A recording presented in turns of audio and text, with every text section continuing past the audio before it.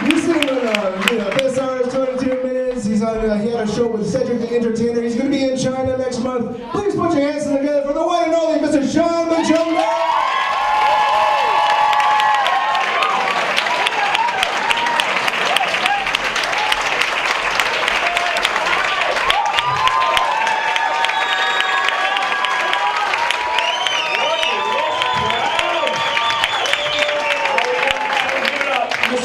Also working really hard. Woo! One more time, Mike Birbiglia. Come on, isn't that beautiful?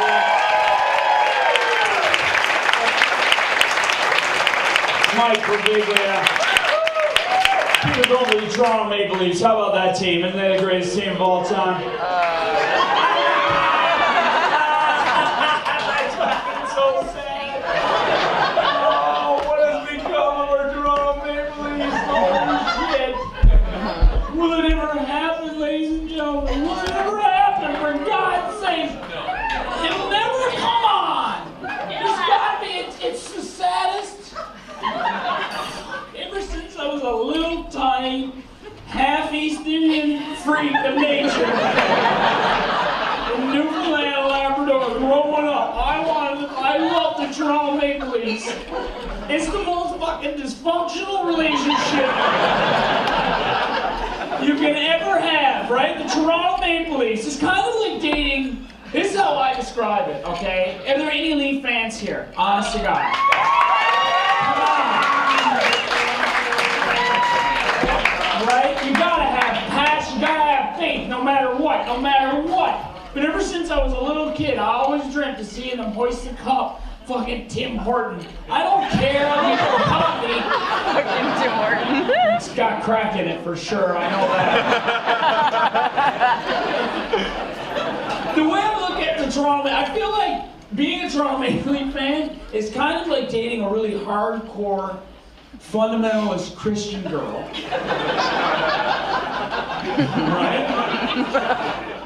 One of those really Jesus thumpers, like they love Jesus. And every year she says, "This is the year I'm gonna give you a blowjob." And she never does!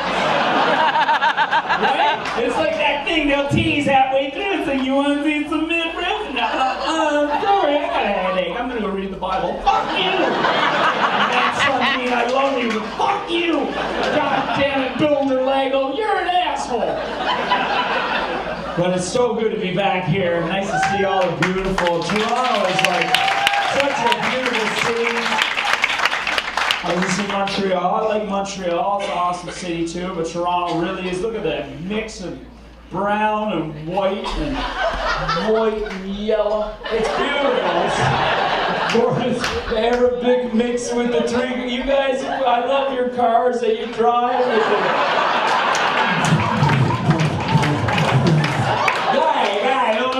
Guy, for real, guy. No, seriously, guy. No, guy, seriously, guy, for real. Yo, check it. Yo, check it. Oh. I love that. People from all over the world. This is beautiful. Look at the mixed races. I'm sorry, I love it. It's the future. Everybody's just gonna be mauve in 100 years. Cream-colored, weird mix. You're awesome. You're from India. Brazil. I was getting close. Yeah, Latino. Pura vida. Costa Rica. And a lovely. You're from Peru. Greek is what I was going to say. Opa! Lovely Greek. It's beautiful, isn't it? The races that live in this great city. I'm Canadian. I'm so proud to be Canadian. I live in the United States. Yeah, thank you.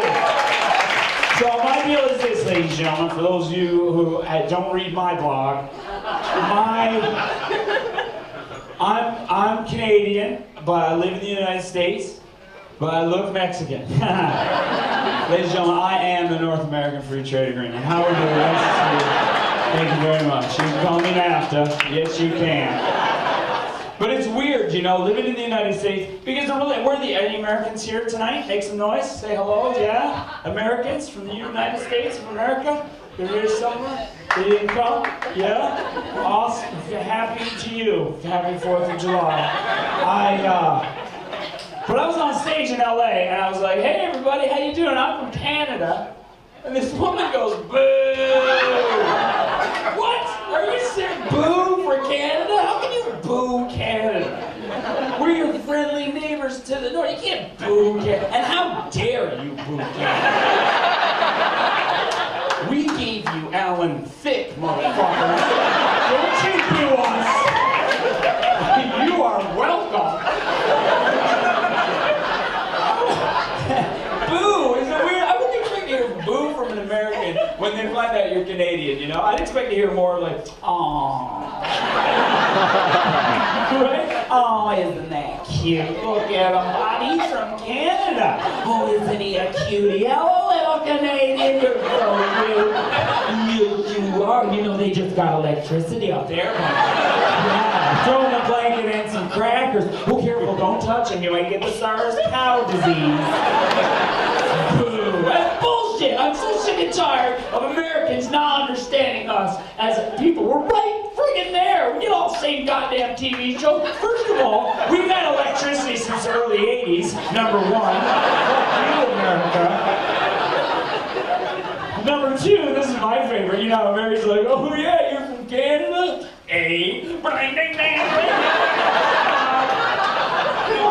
Not all Canadians say, hey, do we, sir? Not every, I mean, think about it. Just think about it. Hear me out.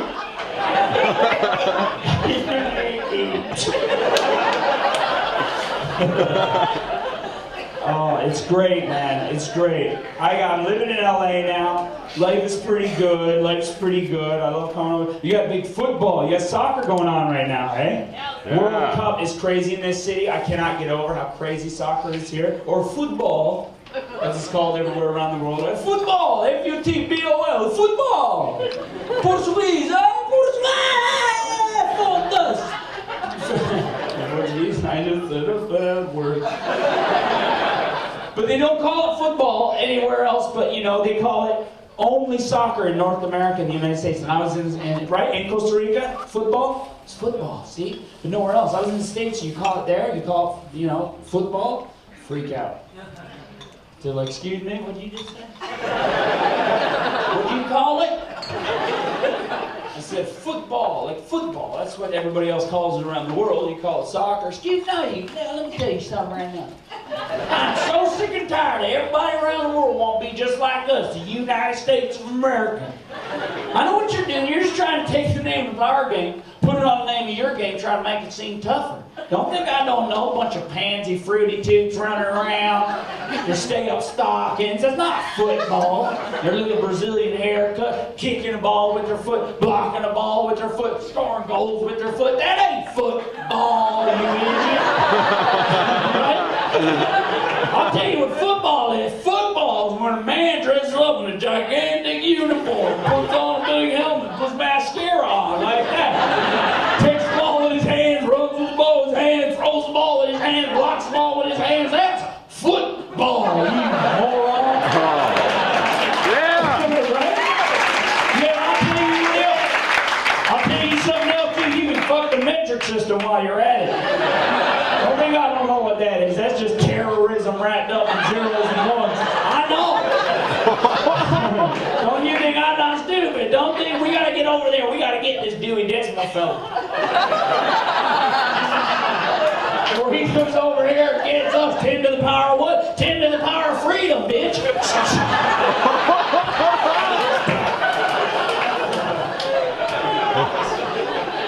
Football. I mean, you guys got the Jazz Festival this weekend too, the beaches, that's fun. I like jazz, I enjoy jazz. Not a big fan of the vocal jazz. Do you guys like vocal jazz? Oh, fuck, you do? Oh, I can't say. You like, who likes Squabba-Bees? I cannot stand vocal, what the hell do you say? Tell me this doesn't creep you out a little bit.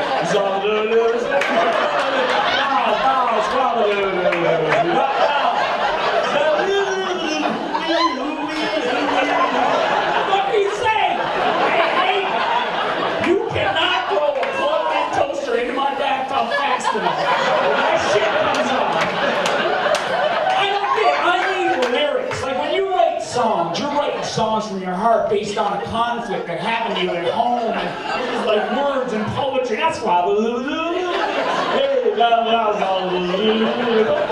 No, you don't see people at home like, you know what, Jeff, you've been acting real vivid.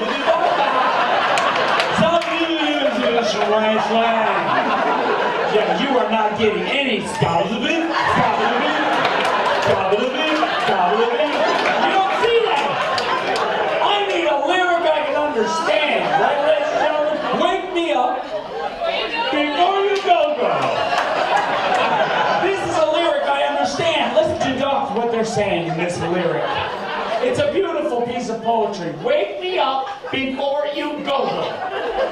Now, obviously, the guy is passed out drunk at the bottom of a cage at a dance club.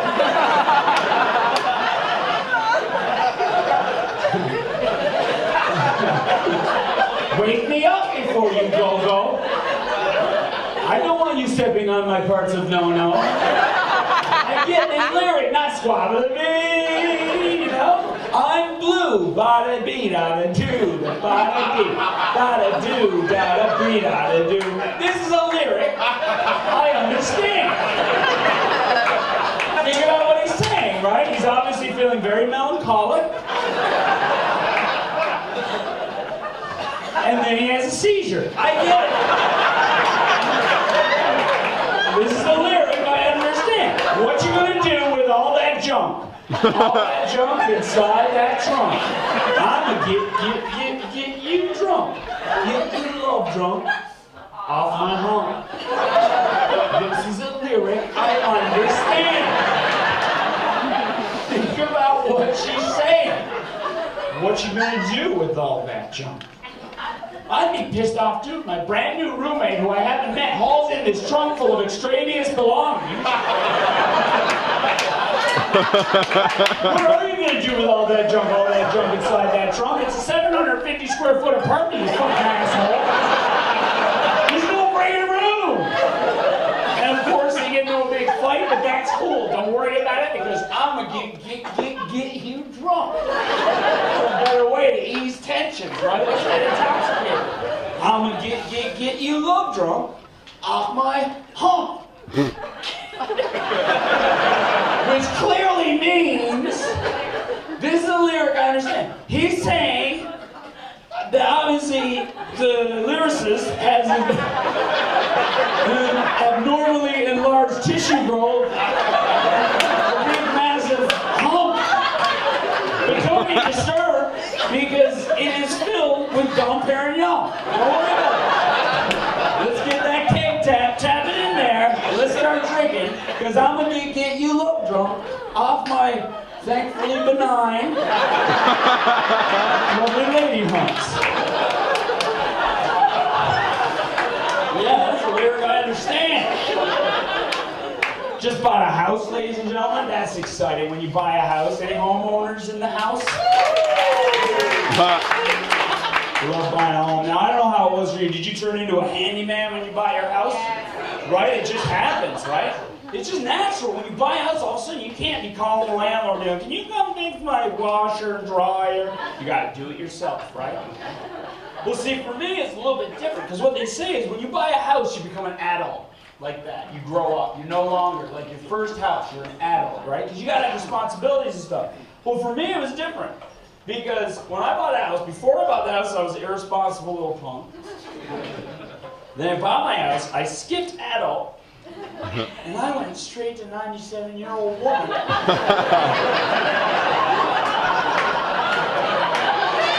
adult, I went straight to senior citizen, female, with a vagina set.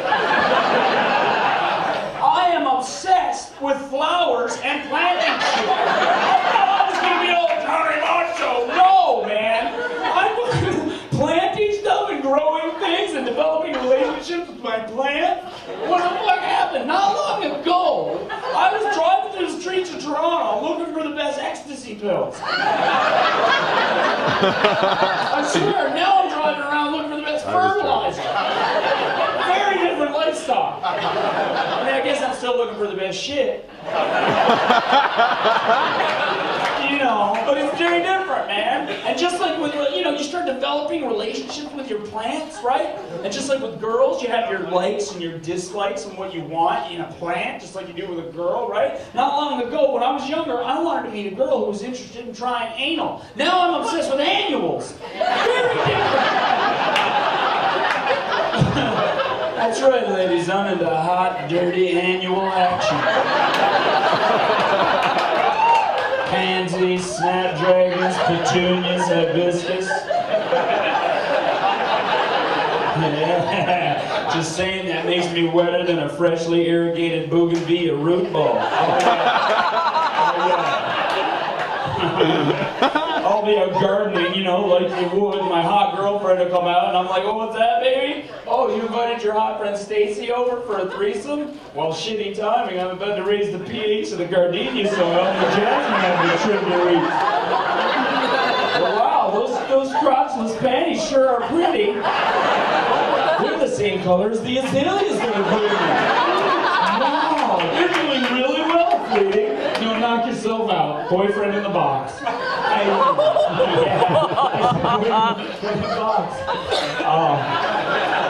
I just got the iPhone, everybody. How exciting is that? Oh, anybody like it or hate it? Anybody like it? Hate it? Do you have one? It's in a drawer somewhere, but... Why do you hate it so much? You gotta work it. You gotta get used to it. No pen, you'll break it. What are you doing? Get out a knife. What are you, a newfie? I don't need the pen with the iPhone. Don't worry if I fucking can't use it. No, jeez, you're like getting out. No, I just go scraping into the thing. Send. H. Send. Oh, fuck it, just stand there. No, they do have good texting. I do enjoy texting because, you know, everybody texts. And they have this one feature on the iPhone, which I love. It's called predictive text. Right? They have it on other phones too, where when you're texting, the fucking phone is so smart. It knows exactly what you're gonna say without you even knowing for sure what it is. It's awesome. Like you're like, see you tomorrow, and you get to the M, and it's like, moral, how did you know? iPhone, you're so smart. It's like having a drinking buddy with you at all times, finishing your sentences. It's beautiful. And sometimes it screws up. I was, during hockey playoffs last year, I was out at a bar trying to find a good place to go drinking with my buddy Troy. And I go to this one bar, it's empty. So I start typing to Troy. I'm like, hey Troy, there's no one here. That's what I was gonna type, right? I get to THE and it comes up thieves. Yeah, right? I swear to God, if you have an iPhone, it will come thieves. What? Who the fuck uses thieves ever, first of all? What am I, Hercules? Come on, iPhone. Thieves. Yeah, that's exactly what I was gonna say to my buddy Troy when I'm looking for a hockey game, you fucking asshole iPhone. I thought we were best friends. I thought you were my drinking buddy. You don't know me. Thieves. Yeah, I was gonna say, hey Troy, thieves. Oh, haste to Thebes, and all her calling streets. From Dionysus' brow cries the coming Greeks, with a playful nymphs of Parisian wonder, awaiting our rods of love. To Thebes, oh haste to Thebes, all hail to Zeus of love. We just got this, but we got that too. I didn't order that. I just suggested it. Or we can What, go this? to Hooters. Yeah. We just got this and that. Oh, you don't know me, iPhone. Wow. Yeah, cool. Okay. Thank you. Oh man, it's awesome. Man, dude. Toronto's such a multicultural city, and you know, there's so many differences between the United Oh my States God. and Canada. Okay. There really are a lot. But you think about the cultural differences. The multiculturalism in both countries really unite us all, and I think that's beautiful. And I love racism because it's making a big comeback. And we need to honor it. Let's just honor racism, embrace it. It is no longer, let's say what you got, Kramer, for God's sakes, awesome, just let it out, baby. These No, are of really, course really I hate good. racism. I think it's hilarious, it makes me laugh. But I enjoy it for me because I'm beige. And who hates beige people, really? What are those groups? There's not many groups out there, beige haters, you know? You know what they say, ladies, once you go beige. You You're never gonna forget it. Because beige people are really good at stuff like that. And then if you ever have an option the next time when you have to choose like one of the races, like if you have options, there'd be a really high probability chance that you'll go beige. I'm screwing up the saying, but you understand what I'm doing. Now, what does that mean for me to be beige? Because you're gonna have beige babies. You're gonna have beige babies. Beige means my dad is from India. Oh, yeah. Very brown, very awesome. How are you? Very good to see you. How are you? Hello, what's happening? You know what? I think. No, guy. No, for real. Yo. I asked her. I suggested this to you guys. No, seriously. I asked her if it came with veggies. So that's probably why she ordered that. I'm a beige baby. My dad's from India, the sweetest, kindest, wonderful people in the world. What is that? Even when brown people are pissed off, they sound sweet, don't they? But they did that? Oh, no, you did not. Okay, well, now I'm going to have to fuck you up really good then. Thank you, and don't come again, bitch. Right? And my dad is white. She's from Newfoundland and Labrador, which is awesome. She's from Newfoundland, and that's white like Jesus. Oh, turbo white. Disgustingly white. Ew, like guys take off their shirts and you can see their hearts beating. It's white, oh my God. Like, you know, if E.T. had sex with one of those cold Thai spring rolls, you know what I mean? With the rice paper, you know that delicious one with the carrot vein down the side? And you dip it in the orange sauce? It's so delicious. That's how white they are. And that makes me beige. Beige. And so I grew up in Newfoundland, right? It was me, my white mom, because my parents split when I was a baby. So I moved to Newfoundland, I was a little baby, and I was beige. And I had no idea, growing up in a little town, 350 people, okay, Burlington, Newfoundland, I had no fucking clue that I was anything different. Because you're surrounded, it was me, my white mom, my sister, and 347 white people. So I'd be running around town thinking I was like every other little fifth, you know, like a 7-year-old white kid, you know, cut off jean shorts, AC/DC tank top, rat tail. Yeah, I had. Did you have a rat tail? Big mustache. It was actually should be a big giveaway that I had Indian genetics. For those of you who don't know, brown people, little boys, brown boys are born covered in pubes. It's disgusting. Right? Hey, brown people, hey, Indian, yeah, it's true, man. It's disgusting. I had to shave around just to get a mustache. That's how. You picture me up on the veterinarian's table, they're like, hold him down. Yeah, watch his wiener, watch his wiener.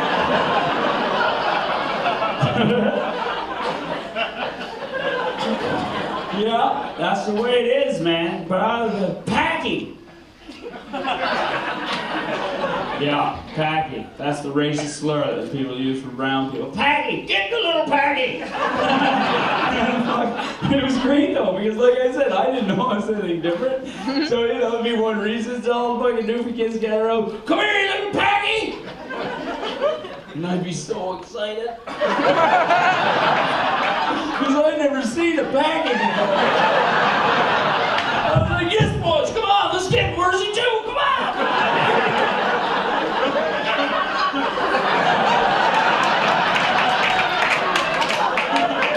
Well, what else stand around staring at me for? Slippery fuckers getting away, come on!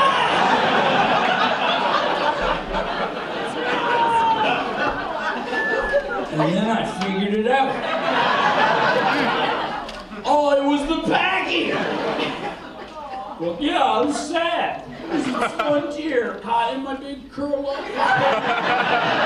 There will be blood mustache. I was not sad. They weren't really bad. They didn't really beat me up, but I really didn't understand what it meant, you know? But when I figured it out, first of all, they were like, ah, come here, packy. I was smart. They were, see, here's the problem with their theory, okay? With their logic. My dad was from India. Haha. Not Pakistan. They were just, you know what? My bullies just needed to be educated. It was all good.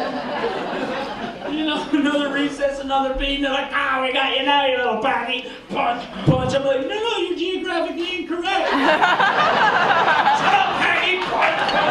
Like, no, India seceded from Pakistan under the Indian Independence Act on August 15, 1947. No, the similarities are obvious. These that eat certain food types, different accents, music. You can't just lump us both under the same racial stereotype. You lose all credibility as an ignorant racist fuckface. I sure am. My nose bashed in. I was bleeding. I peed myself, but she was wrong. Okay, that's all I'm saying. That's all I'm saying. Mrs. Pollard. Mrs. Pollard calls herself a teacher. She's not fucking.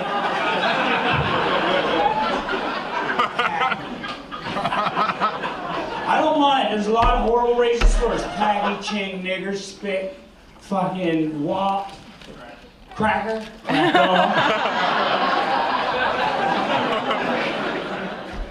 And it just makes me laugh, because they are just words. If you really fucking embrace them and you take, oh, you did not. What did you, cracker? You're so lucky, white people. Cracker, it's true. You're so fucking, you have no, oh yeah, you know what you are? You're so high in carbohydrates. Fuck cracker. Haha, take that. Whatever, SPF 90.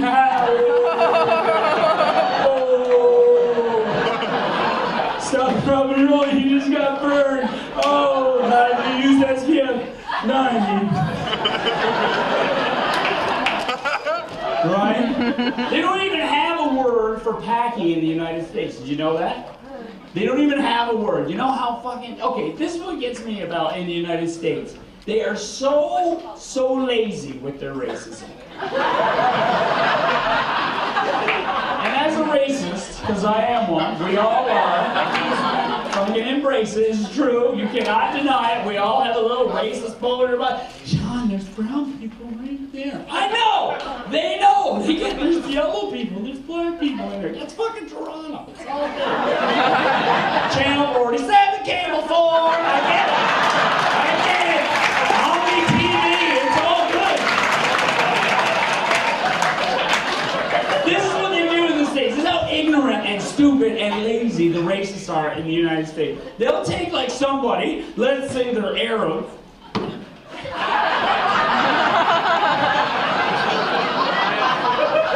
Trying to be subtle.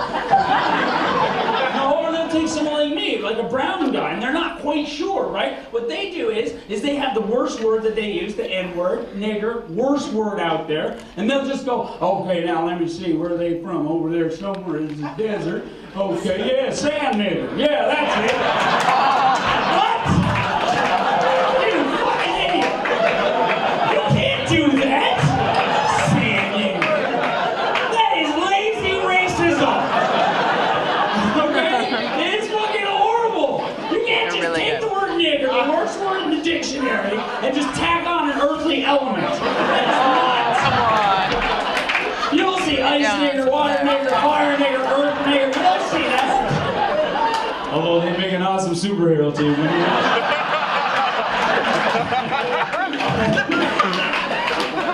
I actually had this happen to me in fucking Guelph, Ontario. This is how awesome racism is to me. I was in Guelph. Great fucking on, man. Great on. That's my impression of someone from Guelph. Great on, man. Fucking yeah, buddy. Great on, man. Fucking yeah. Great on. That's Guelph. Anyway, this guy comes up to us after a show. Comes up to us after the show. It was me and two white comics. Goes up to the first guy and like, man, right on, you're fucking wicked, man. And you, buddy, that thing you did about your dad, fucking spot on, man. And then he points over his shoulder, doesn't even look at me. He goes, yeah, man, and the nigger was funny too. Come on, that is fucking the greatest thing. You, listen, first of all, ladies and gentlemen, if you're gonna be racist, you can't be ignorant. okay? You have to know the race that you hate, what category they fall into, and then you have to get the word right, right? I'm a goddamn packy.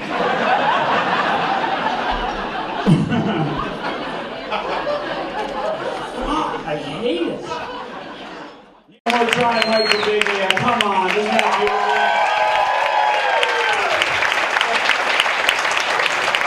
Mike the Big Man. People don't believe Toronto Maple Leafs. How about that team? Isn't they the greatest team of all time? That's fucking so sad. Oh, what has become of our Toronto Maple Leafs? Holy shit.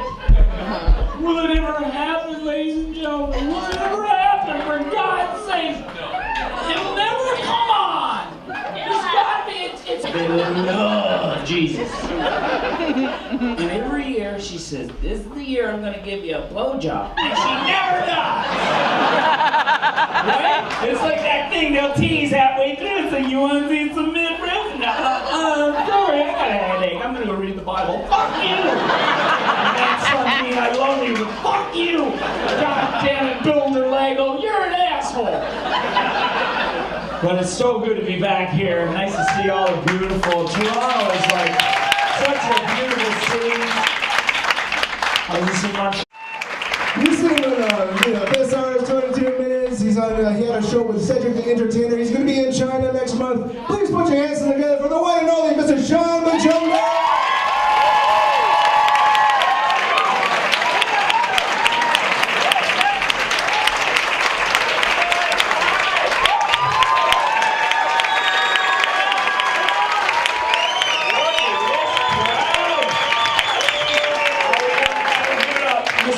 Also working really hard. It's the saddest. Ever since I was a little tiny, half East Indian freak of nature in Newfoundlander, Labrador, growing up, I love the Toronto Maple Leafs. It's the most fucking dysfunctional relationship you can ever have, right? The Toronto Maple Leafs is kind of like dating. This is how I describe it, okay? Are there any Leaf fans here? Honest to God. Come on. Right? You gotta have passion, you gotta have faith, no matter what, no matter what. But ever since I was a little kid, I always dreamt of seeing them hoist the cup. Fucking Tim Horton. I don't care if you caught me. Fucking Tim Horton. It's got crack in it for sure, I know that. The way I look at the Toronto, I feel like being a Toronto Maple Leaf fan is kind of like dating a really hardcore, fundamentalist Christian girl. Right? One of those really Jesus thumpers.